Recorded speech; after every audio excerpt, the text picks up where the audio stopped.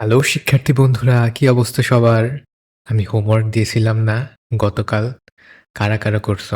অনেকেই করছো দেখলাম। ২-১ জন খালি করোনি। হয়তো তোমরা এখন ব্যস্ত আছো বা কোথাও আছো কিংবা কোনো সমস্যা থাকতে পারে। কোনো ব্যাপার না। পরবর্তী হোমওয়ার্কগুলো যেন সবাই করো এবং সবাই জমা দাও। তো চলো আমরা আজকের বাড়ির কাজটার সমাধান করব। অনেকে করছো দেখলাম। প্রায় সবারই সবকিছুই হয়েছে। কারো, কারো কিছু ভুল গেছে। কিন্তু সবারটাই দেখেছি, এটাই বড় কথা। তবে অ্যা উম ভবিষ্যতেও যারা, যারা হোমওয়ার্ক দিবে সবারটাই দেখব এবং চেষ্টা করবে যেন সবাই হোমওয়ার্কটা দাও। নিয়মিত যেন হোমওয়ার্কটা দাও। এটা অবশ্যই সবাই চেষ্টা করবে। এখন তুমি যদি হোমওয়ার্কের কোথাও বুঝতে না পারো, তাহলে কোনো সমস্যা নেই। আমরা কিন্তু তার পরের দিনই এমনভাবে তোমাদের সুন্দর করে বুঝিয়ে দিব। ঠিক আছে? সুতরাং তোমরা কোনো চিন্তা করো না। চলো আমরা দেখি আ এবং একই সাথে তোমার কনসেপ্টটাও কিন্তু ক্লিয়ার হয়ে যাবে হোমওয়ার্ক নিয়ে। তাহলে দেখো প্যাটার্ন বলতে তো আমরা বুঝেছি, তাই না? যে একটা নিয়ম অনুযায়ী সজ্জা বা সাজানো থাকে। তো এই যে এই সবই কিন্তু প্যাটার্নের অঙ্ক। তো এই যে প্রত্যেকটাই প্যাটার্ন। প্যাটার্ন কিভাবে বলছো? কারণ কি? কারণ এখানে ১ম টা দেখো ১ নম্বরটা এটা কি? প্রত্যেকটাই কি ২, ২ করে বৃদ্ধি পেয়েছে, তাই না? যেহেতু ২, ২ করে বৃদ্ধি পেয়েছে, এর পরে যে সংখ্যাটা হবে সেটা নিশ্চয়ই এটার থেকে ২ বেশি হবে। তাহলে কত হবে? নিশ্চয়ই ১০। এবার তার পরে যেই সংখ্যাটা হবে সেটা কি?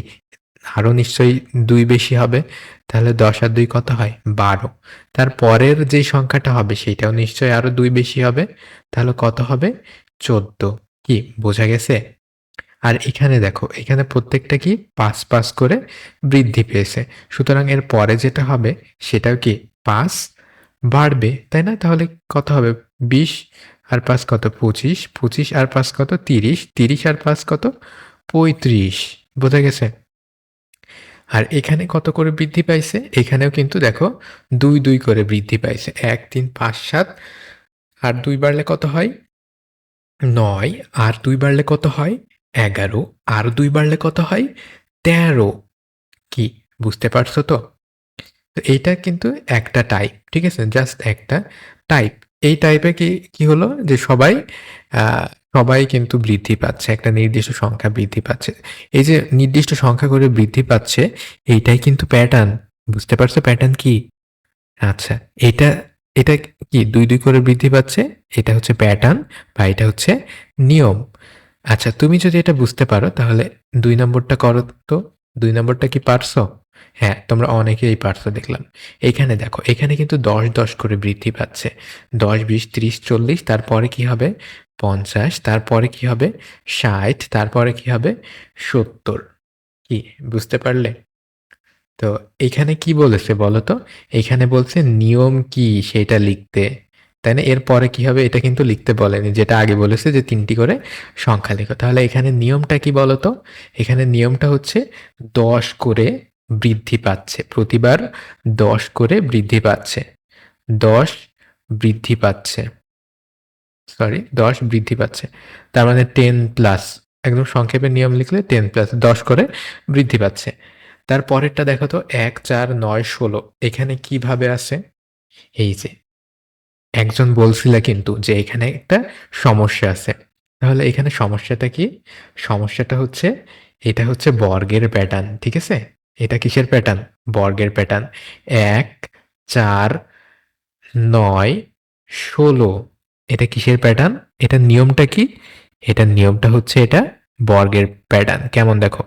1 square, 2 square, 3 square, 4 square. 1 square মানে কত? 1, 2 স্কয়ার মানে কত? 4, 3 স্কয়ার মানে কত? 9, 4 স্কয়ার মানে কত? 16 কথা ক্লিয়ার? আচ্ছা। তাহলে এখানে তুমি কি বলতে পারো এখানে নিয়মটা কি? এর নিয়মটা হচ্ছে বর্গের। তাহলে আচ্ছা আমি যদি জিজ্ঞেস করি এর পরের সংখ্যাটা কি হবে? তাহলে কি হবে? 5 স্কয়ার। 5 স্কয়ার মানে কত? 25। তারপরেরটা কি হবে? 6 স্কয়ার। 6 স্কয়ার মানে কত? 36 কি বোঝা গেছে? তো এটা কিসের প্যাটার্ন?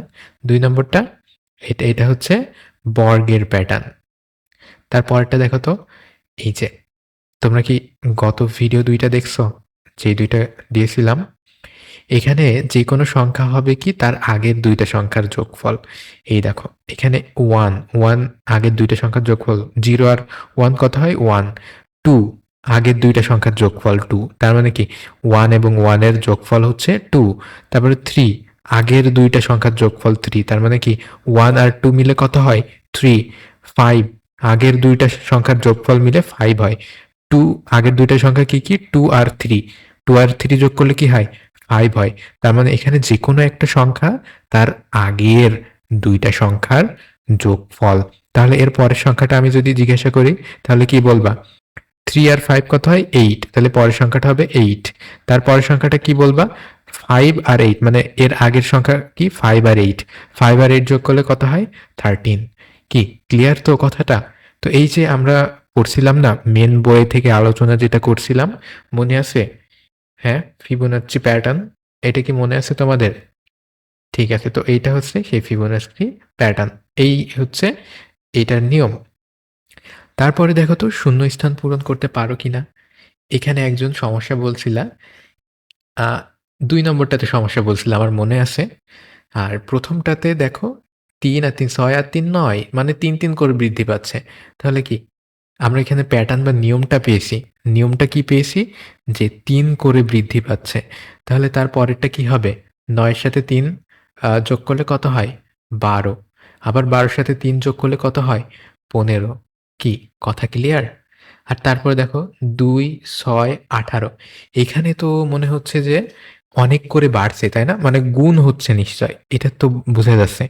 তাই না? দেখো তো ২ আর ৬ আমরা যদি ৩ দিয়ে ২ এর গুণ করি তাহলে কত হবে? ৬। তারপরে ৬ কে যদি আবার ৩ দিয়ে গুণ করি তাহলে কত হবে? ৩ ৬ ১৮।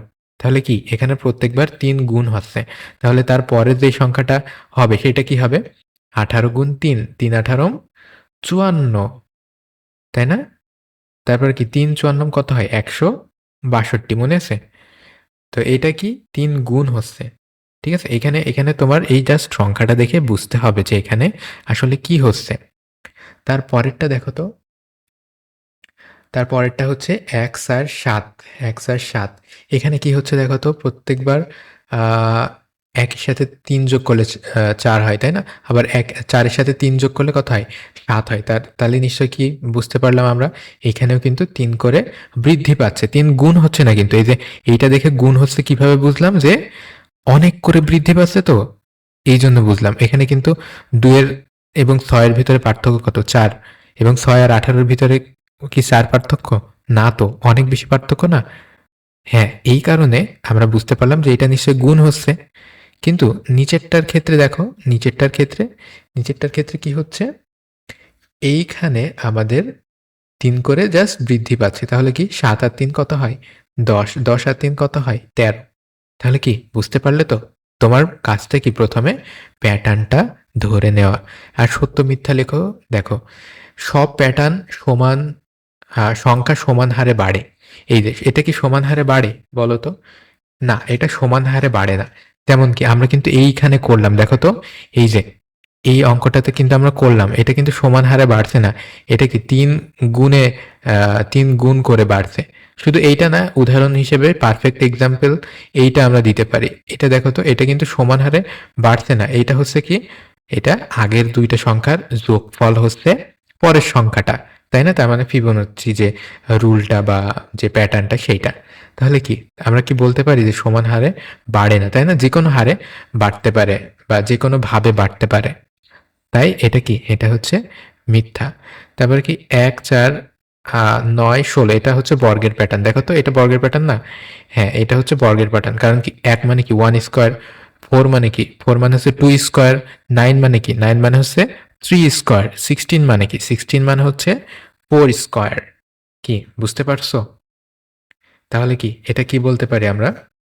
অবশ্যই এটা সত্য। কারণ কি এটা একটা বর্গের প্যাটার্ন। ফিবোনাচ্চি ধারায় পরের সংখ্যাটির আগের সংখ্যা দুটির যোগফল। এই যে এটা, এই যে এইটা দেখো তো, ফিবোনাচ্চি ধারায় পরের সংখ্যাটি আগের ২ টি সংখ্যার যোগফল। তাই না? এটা কিন্তু আমরা বারবার করে বলছি যে আগের ২ টা সংখ্যার যোগফলই হচ্ছে পরের সংখ্যাটা। তাই না? ঠিক আছে। তাহলে এটা কি হচ্ছে? এটা হচ্ছে সত্য। আচ্ছা। তারপরে দেখো এটা একটু চিন্তামূলক প্রশ্ন। কেমন চিন্তামূলক? তেমন কিছু না। এই যে এই ৪ টা যদি যোগ করি তাহলে যোগফল কত হয়? এখানে যেহেতু তোমাদের ১, ৩, ৫, ৭ ঠিক আছে? ৪ টা বিজোড় সংখ্যা, তাই না? ৪ টা বিজোড় সংখ্যার যোগফল কি হবে? 4 স্কয়ার বা ১৬। আমি যদি বলি যে এমন ৫ টা পরপর ৫ টা বিজোড় সংখ্যার যোগফল কত? তাহলে কি হবে? ৫ টা তো এইজন্য ৫ স্কয়ার মানে ২৫। না হয় তুমি করে দেখো। তারপরে পরপর তোমার হচ্ছে পরপর যদি বলি যে ৭ টা সংখ্যার পরপর ৭ টা বিজোড় সংখ্যার যোগফল কত? তাহলে কি লিখবা? ৭ স্কয়ার। 7 স্কয়ার মানে ৭ ৭ 49। না হয় তুমি করে দেখো। ৭ টা বিজোড় সংখ্যা লিখবা, লিখে সেগুলোকে যোগ করবা। তাহলে কত আসবে? 49। আমরা কিন্তু এইভাবে এক কথায় দেখেই বলে দিতে পারি যে কতগুলো ক্রমিক বিজোড় সংখ্যার যোগফল কত? ততর স্কয়ার। বোঝা গেল? ফলাফলটি আ কোন সংখ্যা বর্গ? ফলাফলটি কোন সংখ্যার বর্গ? আচ্ছা এই ফলাফলটা কোন সংখ্যার বর্গ? এই যে আমাদের কত আসছে এখানে? ১৬ আসছে না? তাহলে ১৬ কত সংখ্যার বর্গ বলো তো? ৪ সংখ্যার বর্গ। বুঝতে পারছো? আচ্ছা, দৈনন্দিন জীবনে প্যাটার্নের উদাহরণ। আমরা কিন্তু গতদিন বলছিলাম যেমন দিনের পরে রাত হয়, রাতের পরে আবার দিন হয়, তাই না? আবার দিনের পরে রাত এইভাবে কিন্তু আ আবর্তিত হয়। তো এটা একটা প্যাটার্ন। তারপরে কি বলছিলাম যে তুমি যখন হাঁটো, ডান পার পরে বাম পা ফেলো, বাম পার পরে ডান পা ফেলো, এভাবে ক্রমান্বয়ে তুমি হাঁটো। তারপরে একটা সিঁড়ি দেখবে যে একটা সিঁড়ির পর আরেকটা সিঁড়ি ঠিক সেম ভাবে কিন্তু উঠে, উঠে যায়। তো ওইটাও অতটুকু একটা প্যাটার্ন। তারপরে মেঝের কথা যেটা বললাম, তুমি মেঝেতে বিভিন্ন ধরনের প্যাটার্ন বা নকশা দেখছো। বারবার করে একই রেখা রিপিট হয় বা একটার পর একটা রিপিট হয় কিংবা একটা নিয়মে সজ্জিত। ঠিক আছে? সেই সবই হচ্ছে প্যাটার্ন। তারপরে দেখো তোমরা এইটা দেখছিলাম যে ৬ নম্বরটা অনেকে অনেক ক্রিয়েটিভিটি খাটিয়ে অনেক সুন্দর করে করেছো। ঠিক আছে? অনেক ক্রিয়েটিভিটি খাটিয়ে করেছো। তো এটা তোমরা যেটা করেছো সেটাও হবে। ঠিক আছে? সেটাও একটা প্যাটার্ন। তোমরা যেভাবে করেছো সবারটাই মোটামুটি হইছে। তো এটা বৃত্ত বা চৌকো যেকোনোভাবে তুমি আঁকতে পারো। ঠিক আছে? তোমার জাস্ট প্যাটার্নটা হচ্ছে কিনা তার মানে তুমি ওইটা কিভাবে মিলাবা? যে তোমার একের পর এক এইটা বজায় থাকছে কি না? কথা বোঝা গেছে? ঠিক আছে। আশা করি আ তুমি তোমার গত দিনের সম্পূর্ণ যে বাড়ির কাজটা সেটা তুমি সম্পূর্ণরূপে ক্লিয়ার হতে পেরেছো এবং যদি কোনো সমস্যা থাকে তারপরও তুমি ভিডিওটা কয়েকবার করে দেখবা। একবার দেখলে যদি না হয় ২ বার দেখবা। আশা করি ২ বার দেখলে কোনো সমস্যা থাকবে না। তো ভালো থেকো সবাই। আ পরবর্তী ভিডিও দেখার আমন্ত্রণ জানিয়ে এখানেই শেষ করছি। ধন্যবাদ।